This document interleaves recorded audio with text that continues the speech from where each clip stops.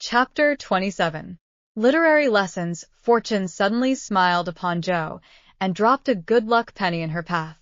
Not a golden penny, exactly, but I doubt if 500,000 would have given more real happiness than did the little sum that came to her in this wise. Every few weeks she would shut herself up in her room, put on her scribbling suit, and fall into a vortex, as she expressed it, writing away at her novel with all her heart and soul, for till that was finished, she could find no peace. Her scribbling suit consisted of a black woolen pinafore on which she could wipe her pen at will, and a cap of the same material, adorned with a cheerful red bow, into which she bundled her hair when the decks were cleared for action.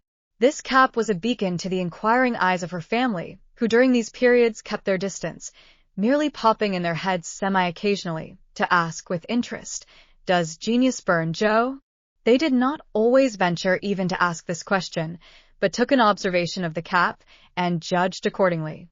If this expressive article of dress was drawn low upon the forehead, it was a sign that hard work was going on.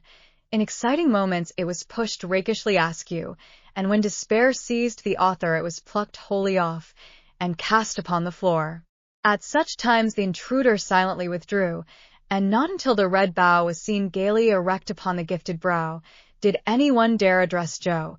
She did not think herself a genius by any means, but when the writing fit came on, she gave herself up to it with entire abandon and led a blissful life, unconscious of want, care, or bad weather, while she sat safe and happy in an imaginary world, full of friends almost as real and dear to her as any in the flesh. Sleep forsook her eyes. Meals stood untasted.